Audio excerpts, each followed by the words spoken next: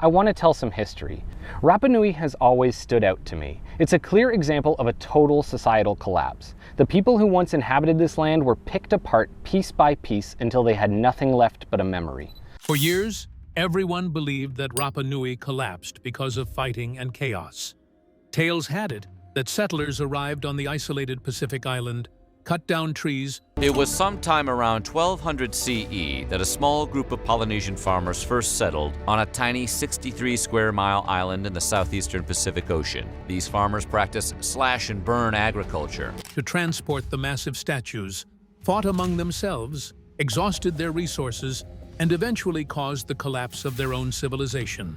But science proves otherwise. Over the years, researchers uncovered a series of evidence that proves that something else happened to Rapa Nui. Today, a new discovery has finally uncovered the culprit. Join us in this video to explore the recent discovery about Rapa Nui that is shaking science to its core. The new discovery on Rapa Nui that is shaking science to its core. When rainfall stays far below normal for an extremely long time, the entire environment changes. Crops struggle to grow, farming becomes unreliable, and access to fresh water becomes the most important factor for survival. Fresh water has always been scarce on Rapa Nui. The island is only about 63 square miles in size and has no major rivers or long streams.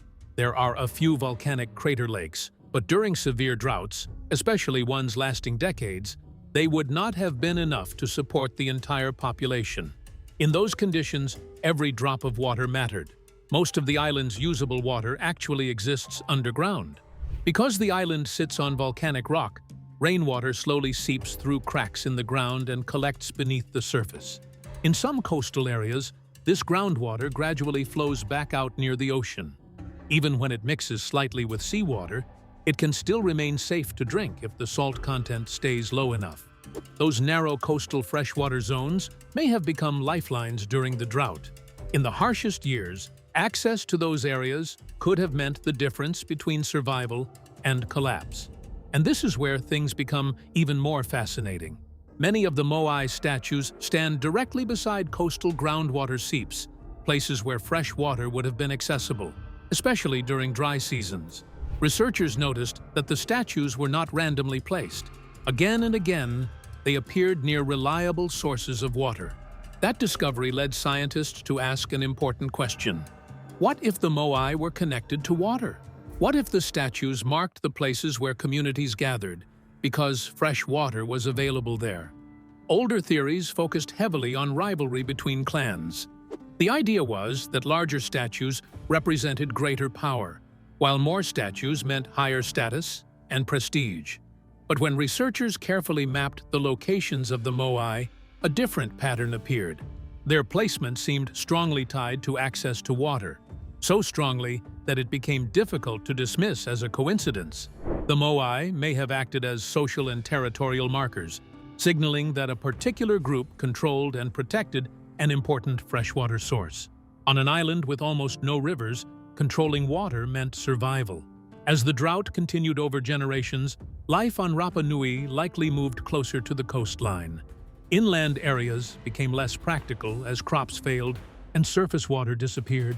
Coastal regions with underground freshwater seepage gradually turned into the island's main centers of activity. The people adapted remarkably intelligently.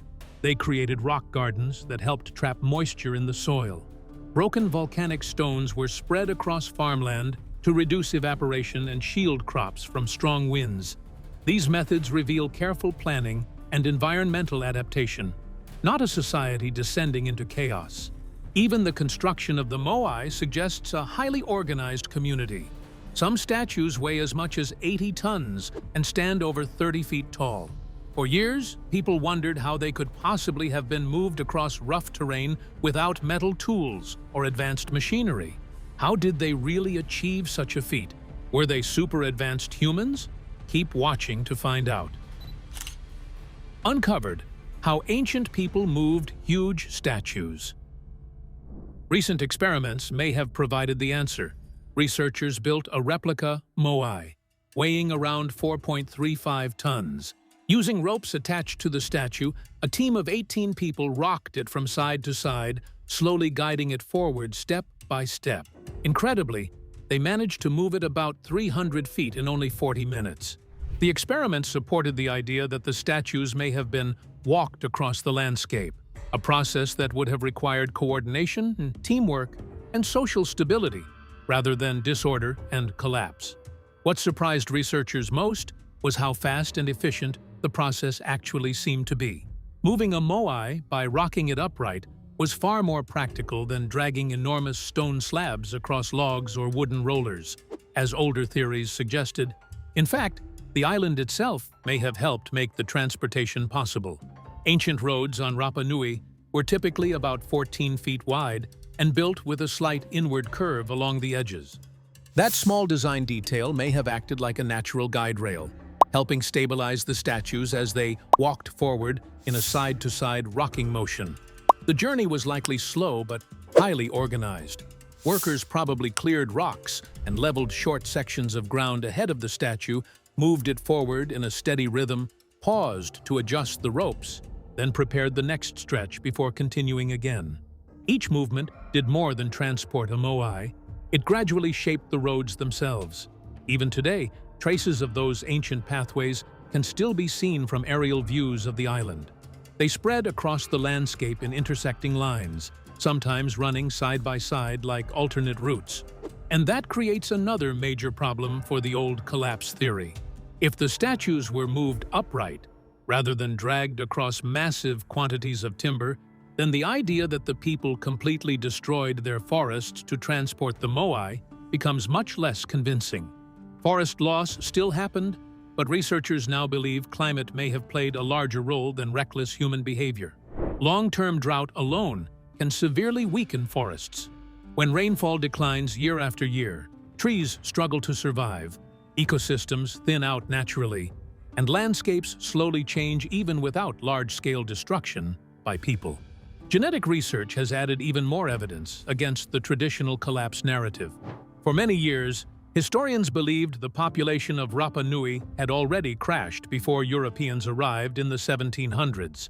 But scientists later analyzed the genomes of 15 historical Rapa Nui individuals and found no evidence of a catastrophic population collapse during the 1600s. In genetics, a true societal collapse usually leaves behind a clear signal called a bottleneck. That happens when a population becomes so small that much of its genetic diversity disappears. Researchers expected to find signs of that event, but they did not. Instead, the evidence suggested something very different. The population appears to have remained relatively small, stable, and carefully adapted to the island's limits for generations. Researchers now believe the number of inhabitants may never have exceeded around 3,000 people. That population estimate matches much more closely with what the first European visitors actually recorded when they arrived at Rapa Nui. It is also far lower than older theories that claimed the island may once have supported as many as 15,000 people. What researchers now believe is that the major population decline happened after European contact, not before it. What proof exists to support this theory? Let's see. The truth about the Rapa Nui decline. The real devastation appears to have begun in the 1860s, when disease, slave raids, and colonial disruption struck the island's population. That timeline changes the entire story. Instead of a civilization destroying itself before outsiders arrived, the evidence increasingly points toward a society that survived for centuries under difficult environmental conditions, only to suffer severe losses after contact with Europeans. But the discoveries did not stop there. Genetic studies uncovered another remarkable detail. Both ancient and modern Rapa Nui individuals carry traces of Native American ancestry. Even more surprisingly, the genetic mixing appears to have happened centuries before Europeans reached the island in 1722. That means contact somehow occurred between Polynesians and indigenous South Americans across thousands of miles of the open Pacific Ocean. No one knows exactly how it happened. Polynesian sailors may have traveled east toward South America, or Native American groups may have sailed west into the Pacific. Either way, The evidence strongly suggests that these cultures encountered one another long before colonial ships ever appeared near the island. Archaeology supports that possibility as well. At the earliest known settlement site on Rapa Nui, researchers discovered obsidian blades, sharp volcanic glass tools once used by the island's inhabitants. When scientists examined the blades under microscopes, they found tiny starch grains still trapped along the edges. Those microscopic particles were ancient traces of food. Out of 46 starch grains recovered, researchers were able to clearly identify 21, and those samples came from 8 different plant species. Some were exactly what researchers expected to find. Taro and yams were traditional Polynesian crops. Breadfruit and Tahitian apple also matched Polynesian agriculture and were likely carried across the Pacific by the island's earliest settlers in ocean-going canoes. Ginger appeared as well, probably used for medicine, cooking, or ritual purposes. But then came the surprise. The blades also contained traces of sweet potato, cassava, and akira, crops originally native to South America. And these remains were found in the oldest archaeological layers on the island, suggesting that connections between Polynesians and South Americans may have existed from very early in Rapa Nui's history. That discovery means the first settlers of Rapa Nui were not surviving only on crops brought from Polynesia. Evidence now suggests they had connections with South America as far back as 1,000 years ago. The sweet potato is one of the strongest clues. Since the plant originated in South America, it somehow had to cross the Pacific Ocean centuries before Europeans arrived on the island in 1722. That alone challenges the old idea that the people of Rapa Nui were completely isolated from the outside world. Instead, the evidence points to something far more impressive. They were highly skilled ocean navigators capable of traveling enormous distances across open water. Researchers are now trying to learn even more about how the island's people survive. One major focus is isotopic analysis, a method scientists use to study tiny chemical variations preserved in soil, rocks, and other materials. By examining these isotopes, researchers can reconstruct ancient rainfall patterns and estimate how wet or dry the climate was centuries ago. Scientists also want to map the island's underground aquifers, the natural reservoirs of groundwater stored beneath layers of volcanic rock. If they can identify where fresh water was available in the past, they may finally confirm just how closely the placement of the Moai matched access to drinking water. And with every new study, the old narrative, the idea that the people simply destroyed themselves through recklessness, becomes harder to defend. Life on Rapa Nui was undoubtedly difficult. Centuries of drought would have placed enormous pressure on the population, but the growing body of evidence does not show a society collapsing into chaos. Instead, it shows people adapting. They developed careful farming methods, protected critical freshwater sources, organized massive construction projects, and adjusted their way of life to survive in one of the most isolated environments on Earth. Despite harsh conditions and limited resources, they managed to sustain their society for generations on an island that offered very little margin for error. And that changes the story of Rapa Nui completely. Instead of being remembered only as a warning about self-destruction, the island may also stand as a remarkable example of human resilience, adaptation, and ingenuity. What about the Moai were believed to have been the cause of the Rapa Nui collapse? What are they really made up of? Keep watching to find out. The Moai. The Moai, pronounced M-O-H-I, are massive stone figures carved by the Rapa Nui people on Rapa Nui between roughly 1250 and 1500 CE. These statues are carved from volcanic rock, and nearly half of them are still located at Rano Raraku, the main quarry where they were originally made. From there, hundreds were transported across the island and placed on stone ceremonial platforms called ahu, which are found around the island's coastline. Most Moai have unusually large heads, which make up about 3/4 of their total height. They have no legs, and their bodies are simplified compared to their expressive faces. The statues are believed to represent the living faces of deified ancestors, powerful ancestral figures who were spiritually present within the community. Although the stone Moai are the most famous, the Rapa Nui also created smaller wooden versions, including male and female carved figures used in different cultural and ceremonial contexts. When Europeans first arrived on Rapa Nui in 1722, the statues were still standing and appeared to gaze inland over the land of their respective clans. However, by the late 19th century, nearly all of them had been toppled. This collapse likely happened during a period of major social disruption following European contact, and possibly also due to internal conflicts. In total, more than 900 moai were created, making their production and transport one of the most remarkable engineering and artistic achievements of the ancient world. The largest fully erected moai, known as paro, stands almost 10 meters tall and weighs around 82 tons. Even heavier is a shorter but bulkier statue at Ahu Tongariki, weighing about 86 tons. An unfinished statue at the quarry would have been even more enormous, potentially up to 21 meters tall and weighing over 160 tons if completed. Remarkably, new discoveries are still being made today, with additional statues continuing to be uncovered on the island as recently as 2023. The moai are massive monolithic statues carved in a deliberately simple, minimalist style that reflects artistic traditions found across Polynesia. They were carved from volcanic tuff, a type of hardened volcanic ash. The carving process usually began directly on the rock face.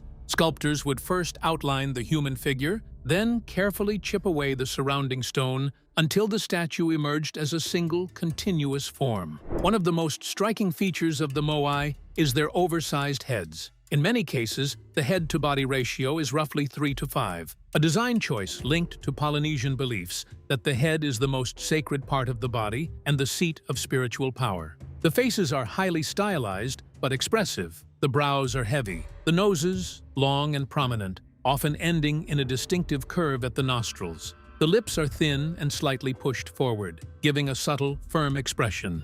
The ears are elongated and oblong, and the jawline stands out clearly against the narrow neck. The bodies are less detailed, but still carefully shaped. The torsos are solid and heavy, and in some statues, the collarbones are faintly carved into the stone. The arms are usually carved in low relief, pressed close to the body. The hands rest along the hips, sometimes meeting near a carved loincloth, with fingers stretched downward and thumbs occasionally pointing toward the navel. The backs of most moai are plain, though a few include carved patterns such as rings or girdle-like designs across the lower back and buttocks. Almost all moai are shown standing upright without visible legs, giving them a grounded, monumental presence. The only known exception is a rare kneeling figure which breaks from the standard design. Together, these features show a consistent artistic vision, one that blends symbolic meaning, ancestral reverence, and a strong cultural emphasis on the spiritual importance of the human form within Rapa Nui traditions. Who were the ancient Rapa Nui people, and how did they adapt to such an island? Keep watching to find out. The unique lives and adaptive capabilities of the Rapa Nui people. The Rapa Nui people are the indigenous Polynesian people of Rapa Nui, also known as Easter Island. They are considered the easternmost Polynesian culture in the Pacific.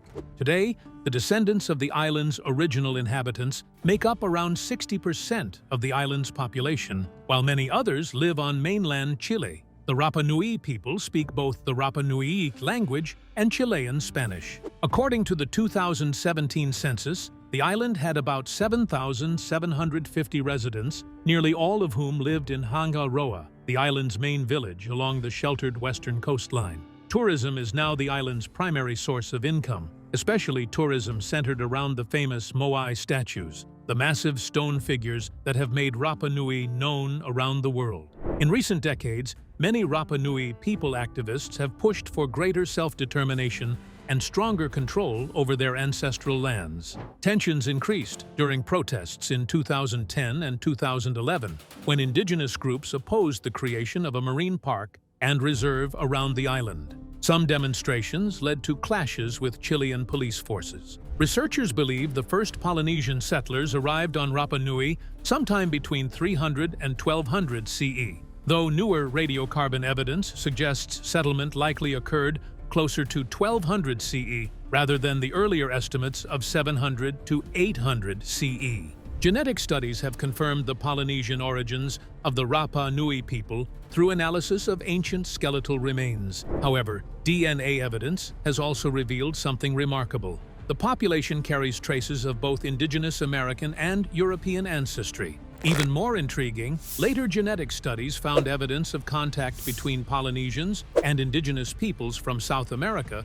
centuries before Europeans arrived in the Pacific. This supports growing evidence that long-distance interaction across the Pacific Ocean occurred long before colonial exploration. The first recorded European contact with Rapa Nui happened on the 5th of April, 1722, Easter Sunday, when Dutch explorer Jacob Roggeveen arrived on the island. Because of the date of his arrival, Europeans later named it Easter Island. Jacob Roggeveen stayed on Rapa Nui for about a week after becoming the first European known to record contact with the island in 1722.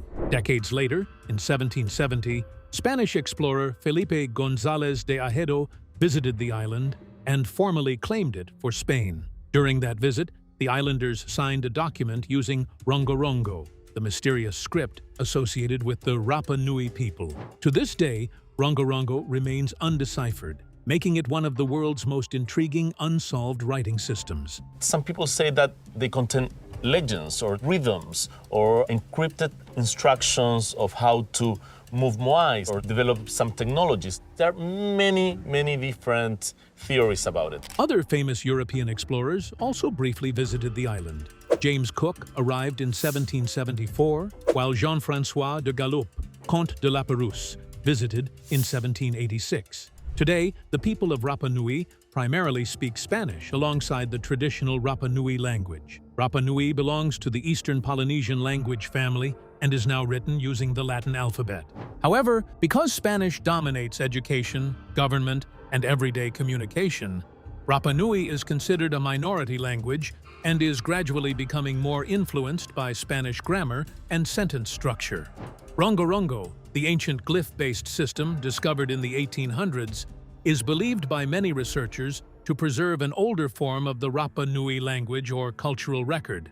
But because scholars still cannot fully decode it, no one knows for certain whether it functioned as a true writing system or represented another type of symbolic expression. The mythology of the Rapa Nui people is rich and deeply tied to the island's identity. One of the central figures in Rapa Nui tradition is Hotu Matua, who is believed to have been the island's first settler and founding leader. Another major tradition is the Tangata Manu, or Birdman cult. This religious system centered around the creator god Makamak and involved a dramatic annual competition.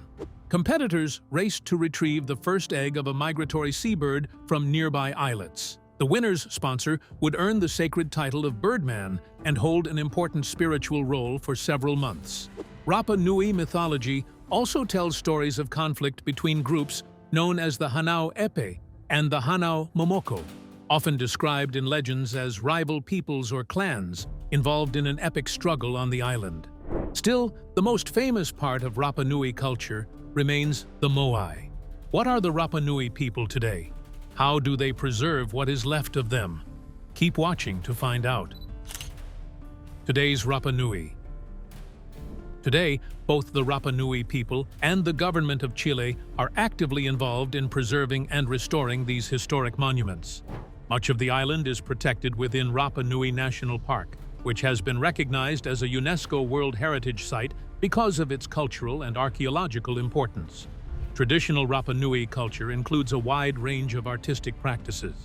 Historically, the people created feathered headdresses, bark cloth, detailed wood carvings, and intricate stone sculptures.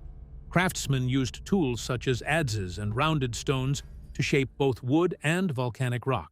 One distinctive feature of many Moai statues was the use of eyes made from shell or coral, often combined with obsidian pupils. Once inserted, the eyes were believed to spiritually activate the statue. Music has also always been central to Rapa Nui culture. Traditional performances included choral singing and chanting, accompanied by instruments such as conch shell trumpets, percussion, accordions, and the kawaha, a percussion instrument made from a horse's jawbone. Modern Rapa Nui music blends traditional Polynesian elements with Latin American influences, creating unique local styles, including Rapa Nui-inspired tango music. One of the island's best-known performance groups is Matatoa, which is known for preserving and promoting traditional dance and music. Like many Polynesian cultures, Tattoos and body painting carried deep spiritual significance in Rapa Nui society. Tattoos were often believed to hold mana, a sacred spiritual force or divine power. They were also symbols of identity, status, and social hierarchy. Priests, chiefs, and warriors traditionally wore more tattoos than others, reflecting their position within society. Both men and women practiced tattooing, often using designs that blended human and animal imagery in symbolic ways. Traditional tattooing on Rapa Nui used special comb-like tools called uhi, made from bird or fish bones, to pierce the skin and apply natural ink created from burned ti leaves or sugarcane soot. Rapa Nui cuisine blends indigenous and Latin American influences, featuring seafood like fish, octopus, eel, and lobster, alongside crops such as sweet potato, taro, bananas, and coconut.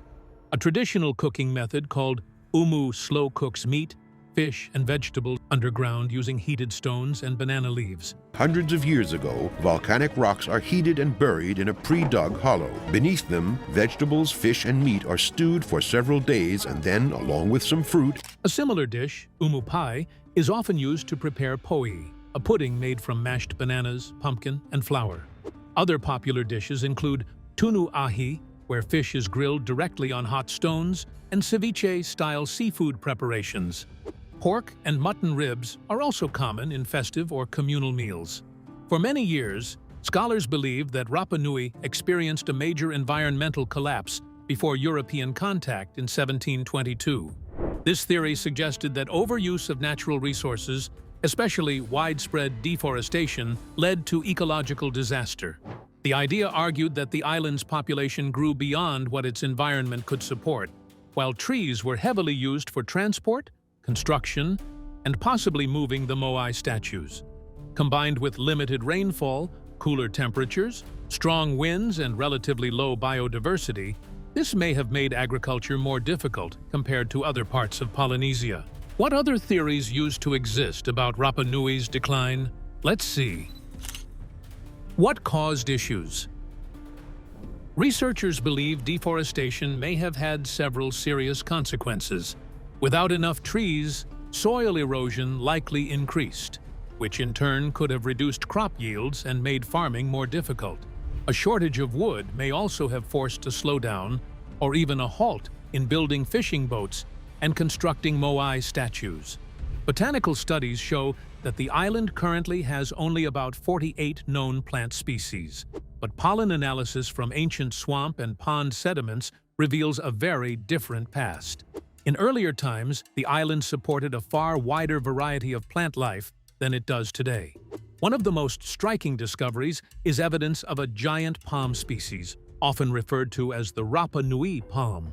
It may have been one of the largest palm species in the world, even larger than the Chilean wine palm. This suggests the island once had a much denser and more complex forest ecosystem. Animal life was also more diverse in the past. Archaeological remains show evidence of at least 25 species of nesting birds that once lived on the island. Today, only about 16 species remain. This decline in biodiversity reflects a broader pattern seen in many places where humans first settle. As populations grow, hunting and environmental pressure often lead to extinctions or local disappearances of species. Some researchers, including Jared Diamond, have argued that resource scarcity on Rapa Nui may have contributed to internal conflict.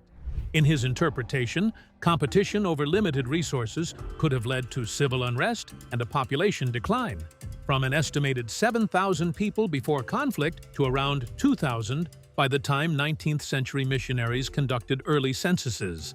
However, more recent environmental and pollen studies suggest a more gradual and uneven change.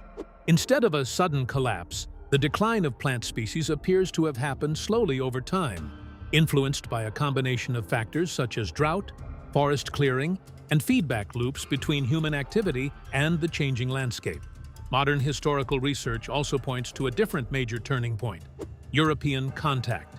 Many scholars now argue that the most dramatic population decline of the Rapa Nui people occurred after Europeans arrived, bringing diseases such as smallpox along with other disruptions. Agriculture on Rapa Nui shows clear signs of intensification before European contact. This was likely necessary because the island's climate was harsh, marked by strong winds and relatively low rainfall compared to many other parts of Polynesia. Archaeological evidence reveals that people developed several clever farming techniques to cope with these conditions.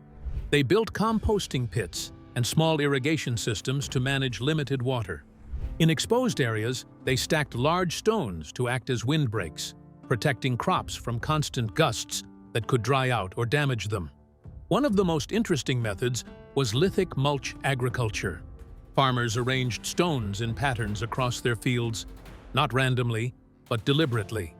These rock structures helped trap moisture in the soil, reduced evaporation, and slowed down wind erosion. In effect, the stones created microenvironments where crops could grow more reliably despite the island's difficult conditions. The main crops grown included sweet potatoes, yams, taro, bananas, and sugarcane, all staples in Polynesian agriculture. Chickens were the only widely domesticated animal on the island. Interestingly, the so-called chicken coops seen in some archaeological sites may not have functioned purely as enclosures. Some researchers suggest these stone structures were actually tombs, and that chickens may have benefited indirectly from nutrients such as calcium and phosphorus derived from nearby bone material. Altogether, the agricultural systems on Rapa Nui show a high level of adaptation and innovation. What do you think about the new discovery on Rapa Nui that is shaking science to its core? Share your thoughts in the comments section below. Thank you for joining us to explore these new truths about Rapa Nui and the cause of its decline. We hope you found this video both interesting and educational. Don't forget to like and subscribe. Click the next video on your screen to explore more shocking discoveries. See you there.